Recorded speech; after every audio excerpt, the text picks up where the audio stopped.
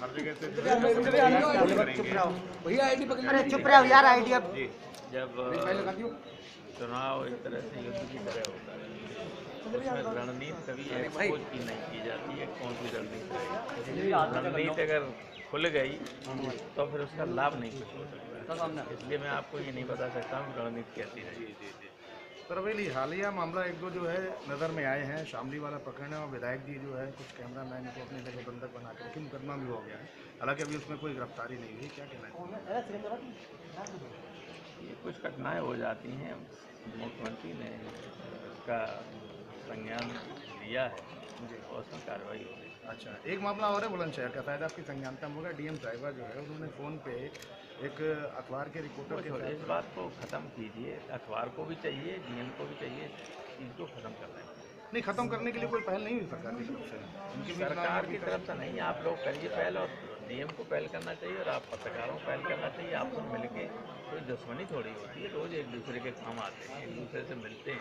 वैसे आपको क्या लगता है कि वो उस प्रकरण में डीएम साहिबा को ज़्यादा ही परेशान हो गई थी? नहीं, उनका जो व्यवहार है, आपने वो ऑडियो टेप सुना है?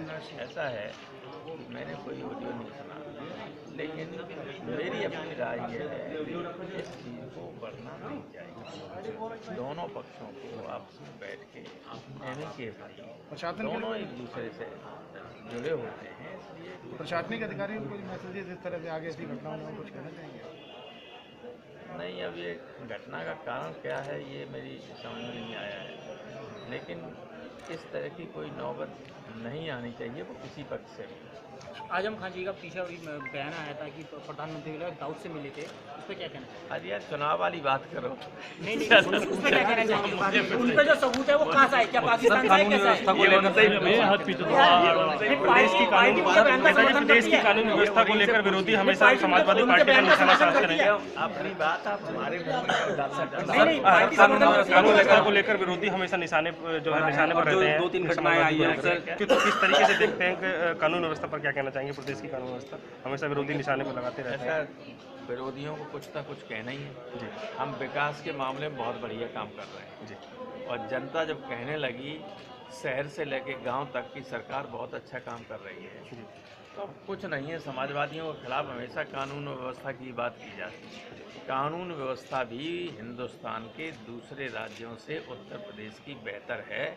ये दिल्ली का जो रिकॉर्ड है, क्राइम रिकॉर्ड ब्यूरो, उसकी रिकॉर्ड देख लीजिए आप, उसके बाद कहिए कि मैं सही कह रहा हूँ कि गलत कह रहा हूँ, उसके बाद कहिए कि मैं सही कह रहा हूँ कि गलत कह रहा हूँ। सर जो हाल ही में घटना हुई है लखनऊ में भी हुई है, उस पर क्या कहना चाहेंगे? अरे इतना बड़ा राज्य है, ये घटनाएं होंगी तो आपको कंपेयर करोगे दिल्ली से? एक दिल्ली में यहाँ से 10 गुना ज़्यादा क्राइम है, जिसमें 25 करोड़ की आबादी हो। पूरे अभी कल परसों आपके सब चैनल दिखा रहे थे कि साहब बड़ा ज़बरदस्त जो प्रमुखी के चुनाव में हिंसा हुई। 1200 ब्लॉकों में अगर 4 जगह कोई मामूली बात हो गई, कोई बंदूक लिए बाहर खड़ा हुआ है, उसको दिन भर दिखाओ कि बड़ा गड़बड़ी हुई, 400 कितना हो गई? ये मतलब 0.001% भी नहीं। तो सीधा निशाना पत्रकारों को बनाया जाता है ना? फिर मैंने पत्रकारों को निशाना कभी नहीं बनाया जाना चाहिए। तो सामने में बनाया गया गाइड होते हैं। आप लोग जब देखिए जब क्राइम कंट्रोल नहीं होता क्या पत्रकार निशाने पाते हैं? नहीं, निंदक नियरे राखिए आंगन कुटी छवाए। इसलिए अगर आप गलतियां पॉइंट आउट करेंगे तो सुधारने का मौका मिलता है। किसी को ठीक, चलो, थैंक यू। रास्ता दो।